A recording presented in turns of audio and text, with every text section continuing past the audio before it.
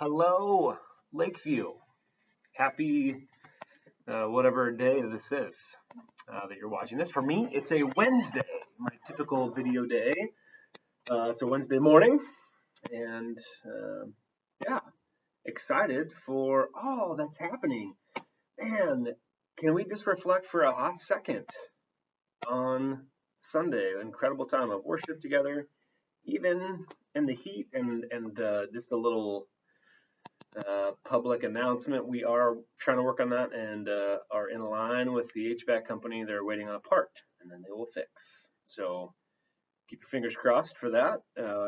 Don't we appreciate like the 10-degree cool down we've had? So we will glory in the Lord for that, and also I was so grateful for the plethora of water balloons and the water fight that followed, using the freezing cold drinking water that I found all over my person from the children of our church and this neighborhood. So apparently, I was a target, and I'll take it. It was great. We had an awesome time connecting with neighbors, and again, just trying to find ways, whether it's in our parish neighborhood as a church or in our neighborhoods as individuals, as families, finding ways to just hold space with our neighbors, get to know people and their story and who they are.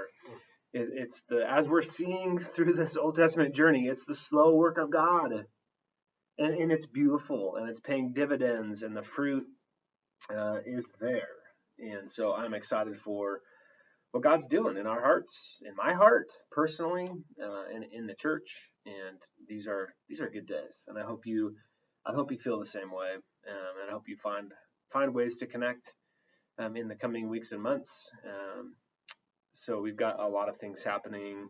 Pastor Gretchen and her team with Matthew 25 are hosting a mission trip from Vancouver. A small church over there is bringing a handful of people over here to help with things here at Matthew 25 sorting. They're doing a homeless banquet, which is pretty exciting. If you see Gretchen, ask her about that and her vision and dream there. So just, again, ways of helping us connect with our neighbors. There'll be a huge support for our back to school bash, which will be next Tuesday evening. So again, look at all these things and find ways that you can come and support, pray for these events, activities, walk the neighborhood, and pray for our neighbors and for the ministry of the church. Just ways to support and be a part of what God is doing, what God is calling us to do.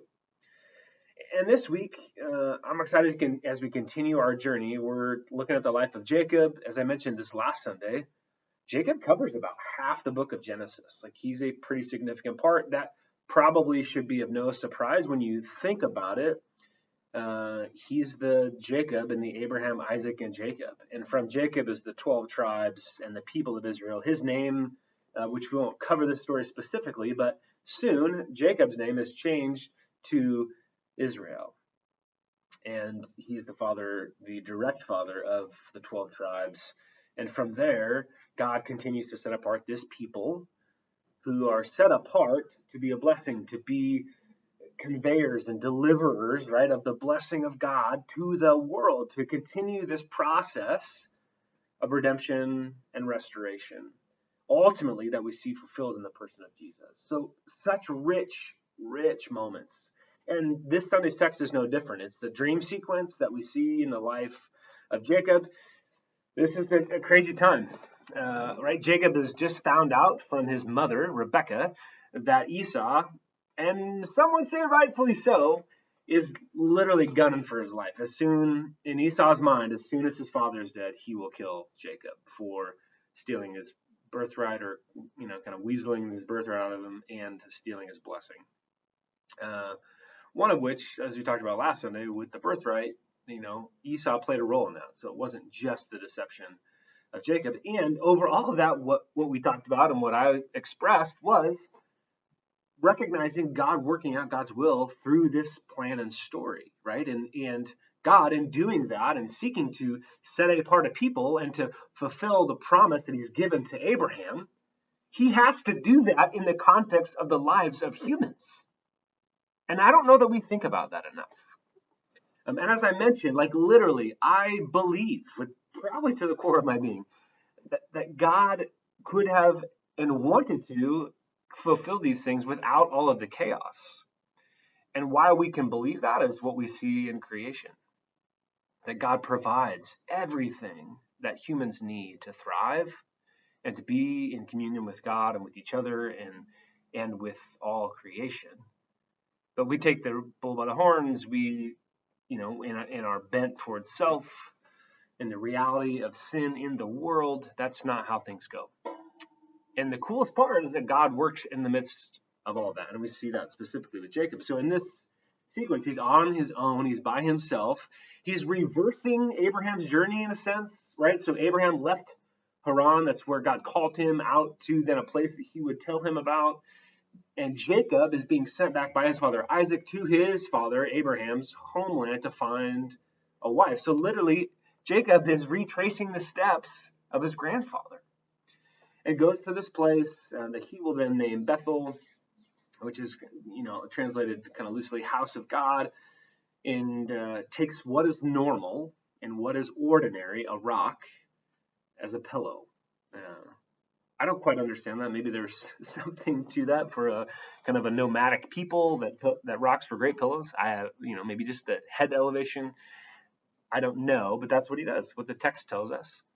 And in the midst of his sleeping, has a dream, and God appears to him. There's a ladder that extends right to heaven, and from there the angels are coming and going.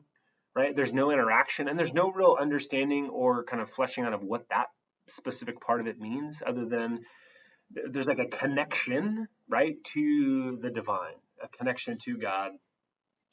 And next to, or some translations say over that, God appears and literally speaks to Jacob and delivers the words of the same promise that he gave to Abraham, and adds a few things. So, right, you have like land, descendants, blessing, as we talked about before with Abraham, and then adding some additional things to that. But God continues and repeats essentially this promise that he gave to Abraham. And as Jacob wakes up, one of the things I love about this is as he wakes up and talks about it, he doesn't reference God's presence in a dream, but he says literally, God is in this place. And so in the context of a dream, Jacob meets with God and senses and really feels like God is in this place. This is holy ground. Now, before I get to kind of my final closing thought that ties into our title for today, what happens, so the lectionary text literally stops at 19, but I'm continuing us to the next few verses.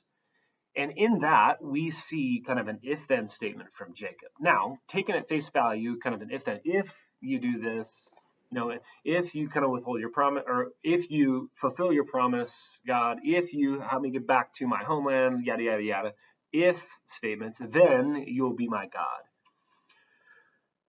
When we take that just as kind of who we've learned Jacob to be, his interactions with Esau, the way that he functions, this heel grabber, right? The kind of the deceiver, manipulator, that seems to make sense. Like always bargaining. So that is a way to interpret the text. And God, as God shows, again, these are stories about God, God's interaction, God's work. And what we see by God's response is if that is Jacob's posture, this kind of if-then bargaining, God's fine with that. God meets Jacob in that moment, and promises to continue to be who he said he would be. There's also another way to look at this. As I've studied this, kind of sat with it. Jacob has heard these promises before. The reality of God's call on his family and the uniqueness of the promises are not lost on Jacob. He knows them full well. He's heard them from his father and from his grandfather, and he's heard his father talk about how his father talked about it, right? His dad is the dude that was on the altar when his dad had a knife to make a sacrifice, and he's tied, right? That's Jacob's father, Isaac, in his interaction with his dad, Abraham, right? So there is a lot that Jacob has learned about the faithfulness of God.